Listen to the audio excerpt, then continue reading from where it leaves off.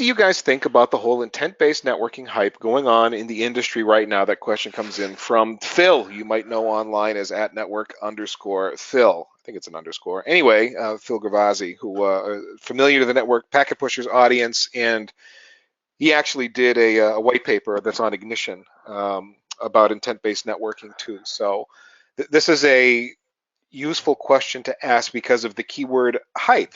And Terry, I'd like to start with you actually, because you've seen enough. Yeah, you might actually be muted, Terry, but I want to make sure. I want to get your take on intent-based, since you've seen so many technologies come and go and come and go and come and go. I think it's pretty interesting. All right, so this kind of gets back to, okay, let's take a look at an analogy. All right, so you're going to go define a new word and you're going to put it in the dictionary. Do you use that word in the definition? Well, that's what we've done with networking and taking a look at networks is we've used the network as the source of truth or the intent for how we want the network configured. Not really a good reference. So I think one of the, and in fact, there are several different ways you can take a look at intent-based networking here. So one is kind of the a la netbox and NSOT. I keep wanting to say it the wrong way. You want to say SNOT, don't you? You got it. But anyway, both of those approaches have a separate data source that says how the network is supposed to be configured and how it should operate. And I think that's really, really important, is what did we intend the network to be, how did we intend it to be connected, and how did we intend it to function? And then there's a whole other thing that Apstra and that slew of companies is doing around intent-based networking. I think it's a positive direction. You may now stomp on me. Well, Ryan, let's go the other direction. Have some intimate familiarity with this topic. Maybe have. Yeah, I'm actually a pretty big fan of intent-based networking, but I am a little biased there. So I do work for Apstra. I'll go ahead and throw that out there right now. But I agree with what Terry is saying. There's a lot of good direction this is going. It's doing everything for networking that's helping us move in the right direction for what our applications want, what our users want, what everybody is wanting the network to do for us. And being able to abstract out how to configure our network, how to build our network, and put that into like a single source of truth and have a single system that can look across the whole network and say, this is how I want to set everything up, go forth and conquer for me. I'm a big fan of that. I really do like how the market is moving with that myself. From my perspective, even sorry, I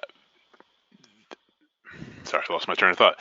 The automated configuration aspects of it, I think, are interesting, but more particularly, I find the most interesting is the level of consistency that it brings to network operations.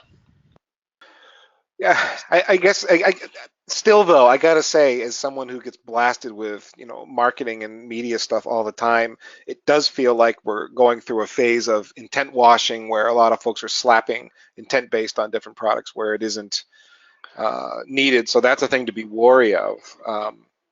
On the other hand, one of the things I like about intent-based network is I've talked to folks, particularly Apstra comes to mind, but it's the idea of the closed loop.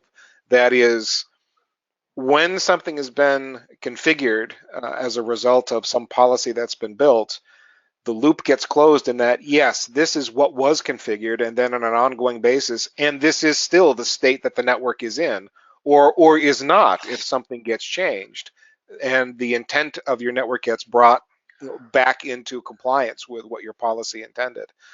All of those things, you need to have a network that you set up to operate in such a fashion. I don't think you could just kind of slap this on top of your existing environment and off you go.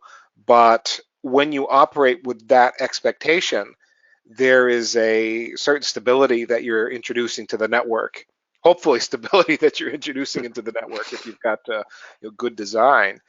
that doesn't require you as a human to do anything other than make sure your policy is sound and keep up with things that are maybe breaking, causing your compliance to break down and so on.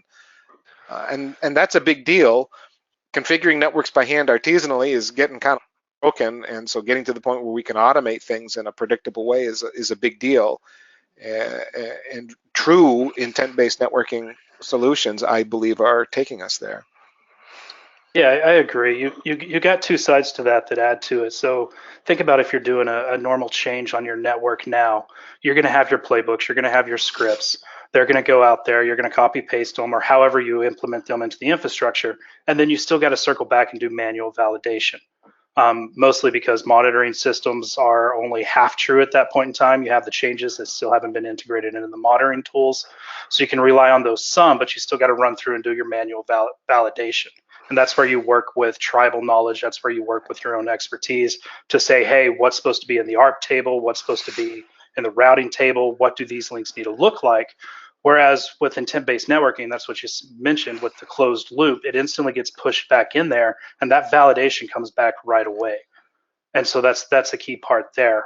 For me, another one of the bigger things that has made me a big fan of it as well is you get now unique views with monitoring, with visibility into the infrastructure, and with telemetry data. Most monitoring tools out there, you have to make an assumption of what is correct and what is right and what is wrong. Whereas with intent-based networking, you know your monitoring tools, your analytics know exactly what the network should look like, knows exactly what is right, what is wrong. And so you can start looking at a holistic view across your infrastructure to see what's there. And you get a lot more powerful analytics data coming back to you. Yeah, Ethan, I think there's sorry. Go ahead, Daniel. You haven't had anything to say. Yeah, I was just going to say that if we compare to data centers, we kind of seen that we're starting to standardize on certain topologies, like leaf and spine and class. So I think that's part of the intent-based networking as well, that we'll start to standardize on more kind of standard topologies using more layer 3 and orchestration systems and so on. So I don't know what the end system will look like in a couple of years, but there's a lot of wins coming from the people pushing intent-based networking. But I will echo Ethan's caution to beware of intent-based, that label being slapped on pretty much anything that moves. Yeah. So be prepared to ask some very detailed questions. Right, and do proof of concept and stuff like that to make sure you understand how the things work. Ethan, you had said you can't just slap this on top of a regular network.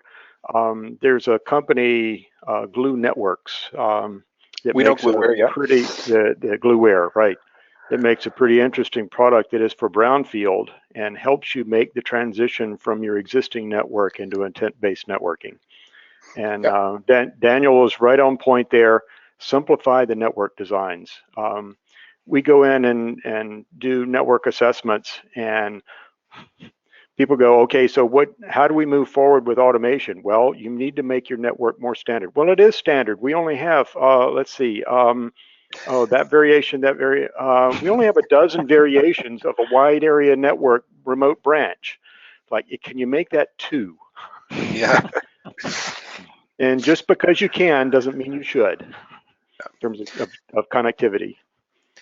Yeah, Terry, since you brought up Glueware, they were a sponsor for the very first Packet Pushers Virtual Design Clinic and talked about this topic, how to automate your network when you've got an established network, but you're trying to automate it. How do you do that? And you can get in there a piece at a time, effectively the way you do it. I'm going to start by standardizing my NTP configuration, and you use Glueware to standardize that NTP configuration, and then just build it out over time, bits and pieces, and change your operational model and phase it in, as opposed to some solutions that really are kind of an all or nothing. It's very difficult to just go that way, like layer it on top of your existing network. That would be tough. Glueware is intended to help you take it in as many chunks as you need.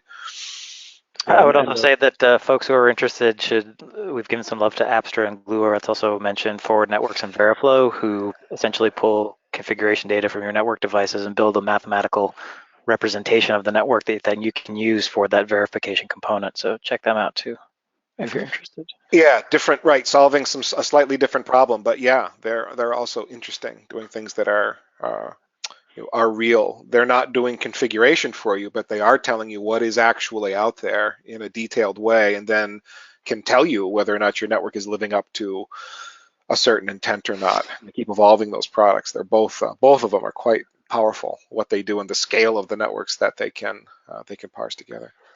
Now Right. the interesting question that hasn't been asked here is, how do you integrate these intent-based networking things with your existing network management systems? And I'll leave that as an exercise for the reader, I think. Way to open that can of worms. Yeah. Well, Future topic. We don't have enough time.